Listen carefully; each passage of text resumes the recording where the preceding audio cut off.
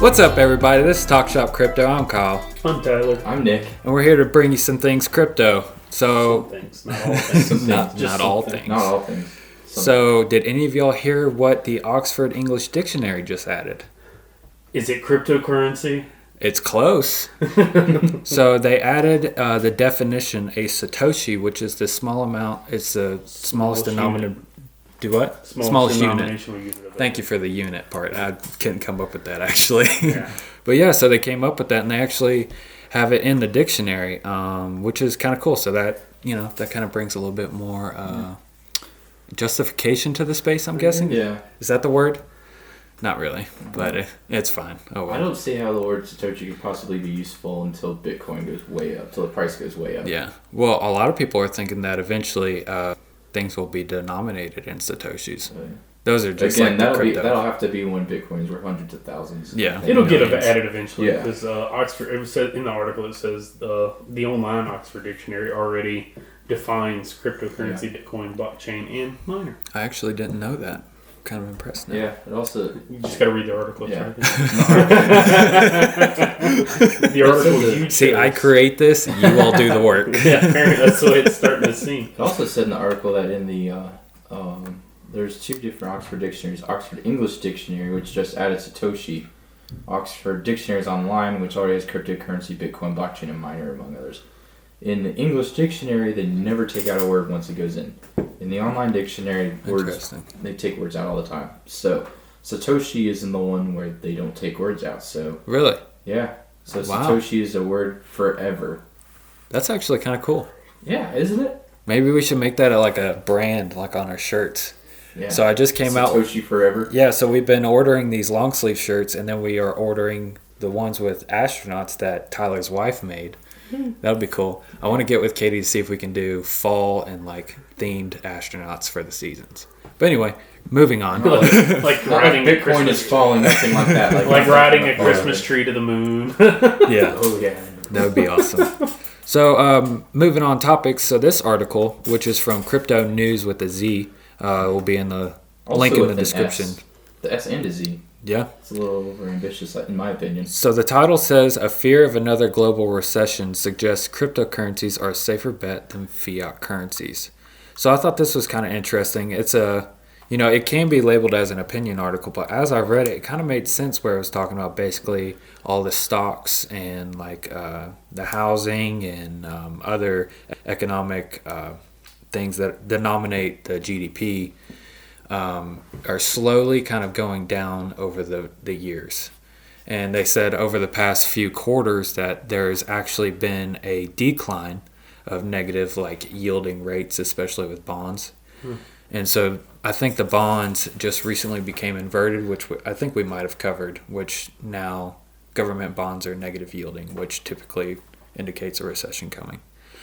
Not saying it is going to come, but anyway, so...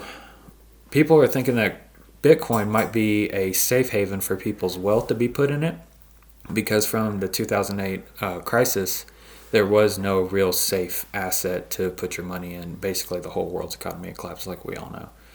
But with this time around, they're thinking a recession is in the making, but Bitcoin, as we know, went down to 3,600 earlier in January this year and now went to 13,000.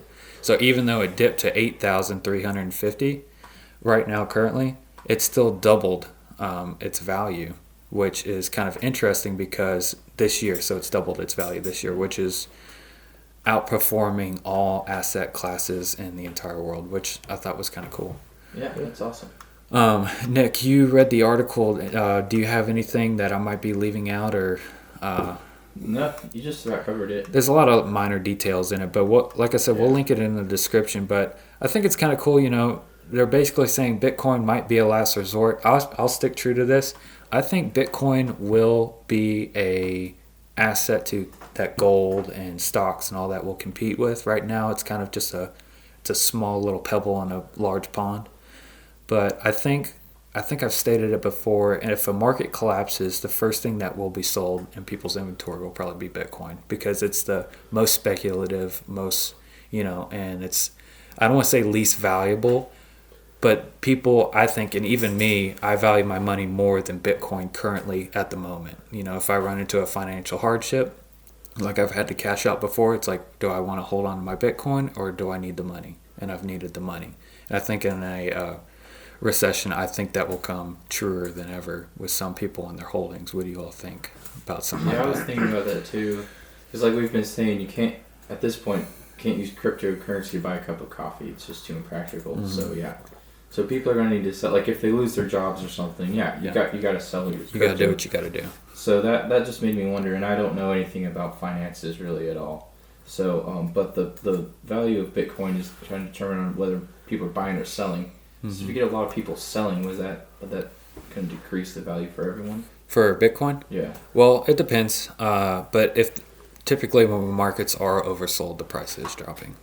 So usually when I'm actually buying Bitcoin, all those is usually when everyone else is selling, because I'm like, yay, prices are down, and the real investors are like, yes. But in this scenario, it's a recession, and there's not a lot of money. You don't have any. So what you're saying is, when you buy, you need to text me, so that way I know where the bottom's in, right? Yeah. So we'll move on from this. We're not going to touch this because it can be a touchy subject until we can actually get a tax professional on, but we wanted to bring this to you. So we don't touch because it's a touchy subject. But the IRS has actually released some new guidelines, which is kind of incredible for the IRS to come out and say anything about it. But basically they are, long story short, they came out with some guidance, but it also raised a lot of unanswered questions, and it raised more questions that don't have answers.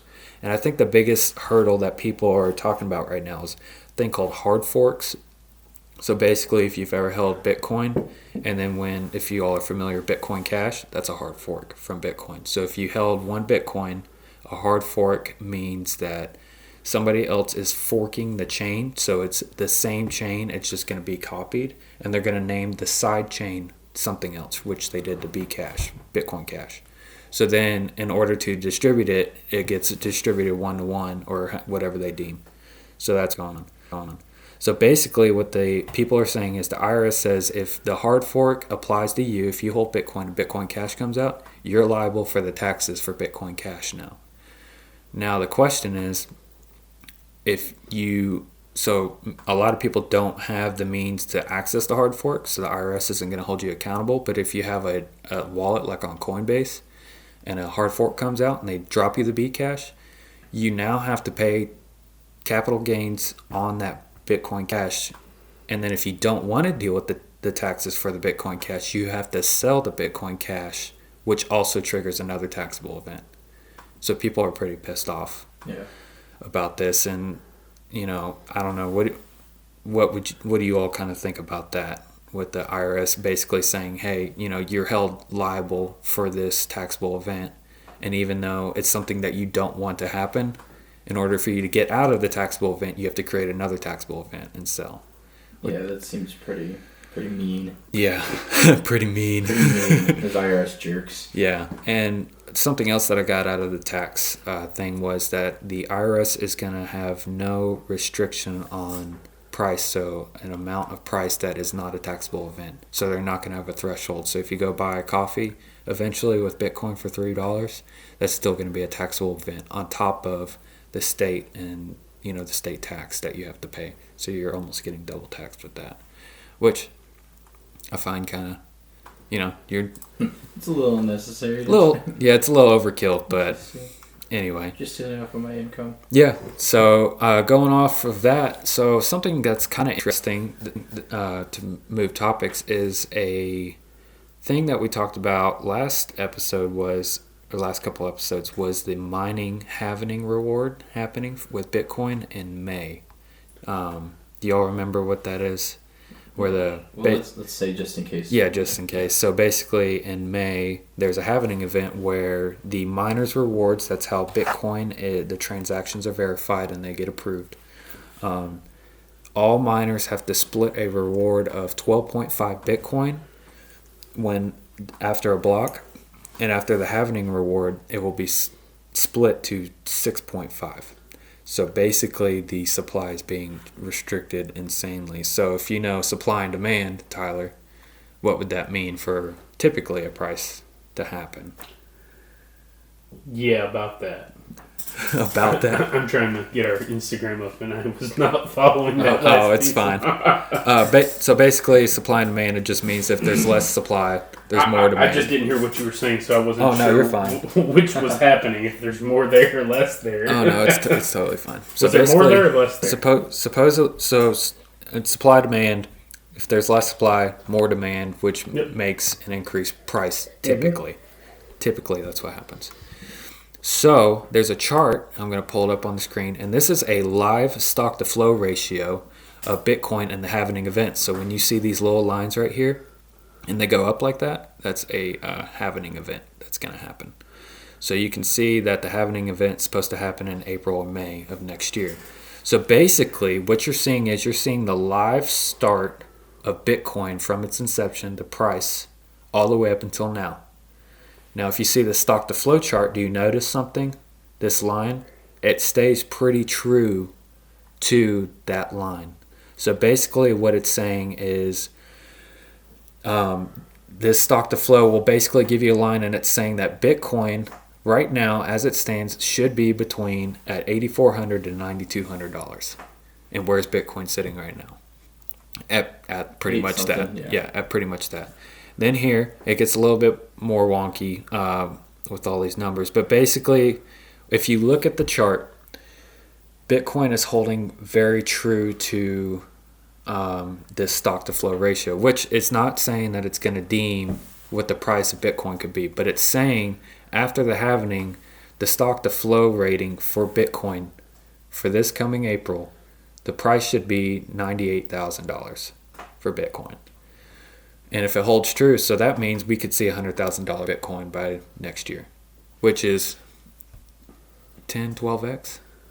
A little over 10 if you hit 100,000. Yeah. So going back to this article, basically what this is talking about is with the mining reward cutting, this also means that it's going to be harder to mine Bitcoin and it's going to be less affordable to mine Bitcoin, which means there's going to be an astronomical amount of miners not being profitable, which means they're going to turn off their machines.